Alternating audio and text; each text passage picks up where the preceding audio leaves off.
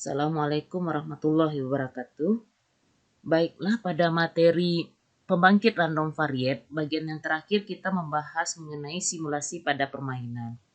Adapun simulasi pada permainan yang kita ambil sebagai contoh yaitu pelemparan mata uang. Misalkan ada dua orang A dan B, ia bertanding lempar mata uang. Nah, di sini ada aturan main ya. Apabila mata uang yang muncul itu adalah lebih banyak H atau head, maka pertandingan dimenangkan oleh si A. Sedangkan apabila yang muncul itu adalah T atau tail, maka yang menang itu adalah B. Nah, di sini kesempatan menang untuk A dan B itu adalah 50-50. Dan kita bisa buat untuk peluang munculnya mata dadu head atau H itu adalah 0,5. Dan peluang munculnya untuk mata uang T atau tail itu adalah 0,5 juga. Karena kita ketahui bahwa mata uang itu terdiri atas dua sisi, yaitu sisi depan dan sisi belakang. Nah, di luar negeri untuk sisi itu mereka bedakan dua, yaitu head dan tail. Sementara di negara kita Indonesia itu sisi angka dan sisi gambar. Nantinya H dan T ini bisa kita ganti, misalkan H ini sisi angka, sedangkan T itu adalah sisi gambar. Di mana masing-masing peluang kedua sisi itu adalah setengah, ya. Nah, di sini kita buat suatu aturan ya, berdasarkan dari soal di atas, maka kita dapat buat sebuah kesimpulan. Apabila nilai RI itu antara 0 sampai 0,5, maka hasilnya adalah H. Sementara kalau nilai RI itu antara 0,5 sampai 1, maka hasilnya adalah T. Nah, misalkan di sini kita akan membangkitkan 10 buah bilangan acak atau random number dengan menggunakan multiplikatif RNG. Diketahui Z0 sama dengan 1, 2, 3, 5, 7, A sama dengan 7, C sama dengan 0, dan M sama dengan 17. Nah, kita hitung nilai Z1. Z1 itu adalah A kali Z0 mod M. Artinya A-nya 7, kita kali Z0, Z0-nya adalah 1, 2, 3, 5, 7, mod M, M-nya 17. Nah, kita hitung ini seperti yang sudah kita pelajari pada minggu sebelumnya untuk menentukan nilai ZI dengan multiplikatif RNG ya. Kita dapatkan di sini adalah 7 kali 1, 2, 3, 5, 7 itu hasilnya 8, 6, 4, 9, 9. Kita kurang nanti adalah 8, 6, 4, 9, 6. Nah, pengurang di sini sudah kita jelaskan pada di perkuliahan sebelumnya. Nah, kita dapatkan nilai Z1 itu sama dengan 3.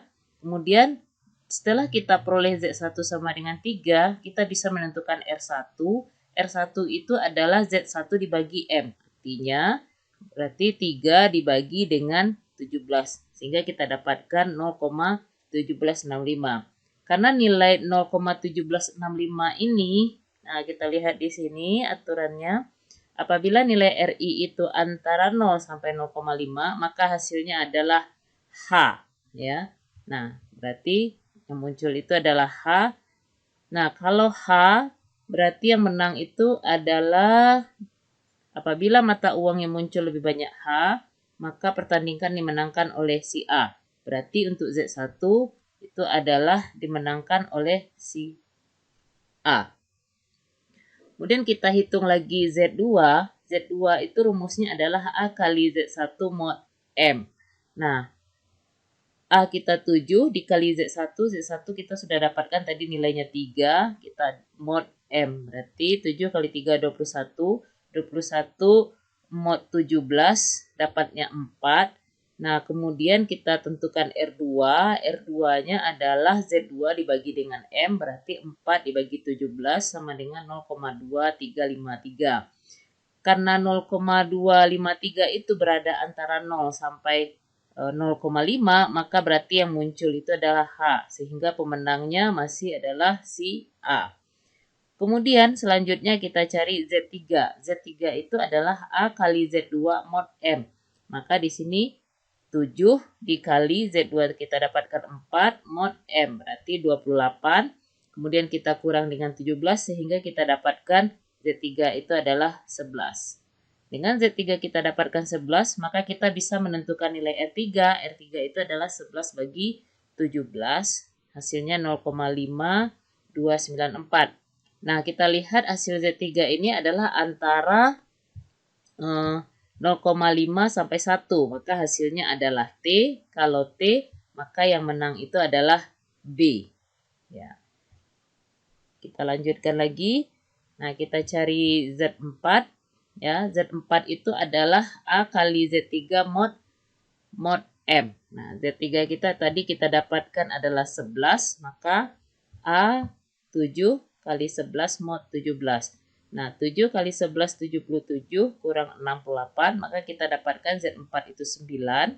Dengan memperoleh Z4 9, maka kita dapatkan R4 adalah Z4 dibagi M, 9 dibagi 17, maka kita dapatkan 0,5294. Nah, karena nilai R4 itu antara 0,5 sampai 1, maka berarti yang muncul itu adalah T. Nah, hal yang sama kita lanjutkan menghitung Z5, Z6, Z7, Z8, Z9 sampai Z10. Nah, kita perhatikan di sini Z5 nanti yang muncul itu adalah T, di mana hasil R5-nya adalah 0,75059. Artinya ia berada antara 0,5 sampai 1, maka yang muncul itu T. Kemudian kita perhatikan Z6, hasil R6-nya adalah 0,9411. Karena nilai 0,9411 itu antara 0,5 sampai 1, maka yang muncul itu adalah T. Kemudian kita perhatikan lagi Z7, kita peroleh R7 itu adalah 0,5882, berarti nilainya antara 0,5 sampai 1, maka yang muncul itu T juga. Kita perhatikan Z8, hasilnya adalah R8-nya 0,1176. Karena 0,1176 berada antara 0 sampai 0,5, maka yang muncul itu adalah H. Ya. Lanjut, kita perhatikan lagi nilai R9. R9 itu adalah 0,1765.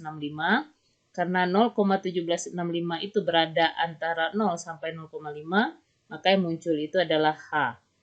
Kemudian di R10 kita dapatkan adalah 0,2350. Karena nilainya berada antara 0 sampai 0,5, berarti yang muncul itu adalah H. Nah, dari Z1 sampai kita perhatikan nilai Z1, Z2, Z3, kita hitung, kita taruh ya.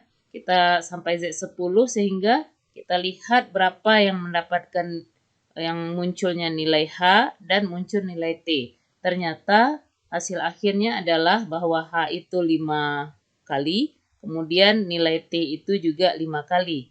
Sehingga dapat kita simpulkan bahwa tidak ada pemenang pada permainan ini karena A dan B itu sama-sama memperoleh 5. Berarti mereka seri. Ya. Saya rasa cukup buat materi simulasi permainan hari ini. Assalamualaikum warahmatullahi wabarakatuh.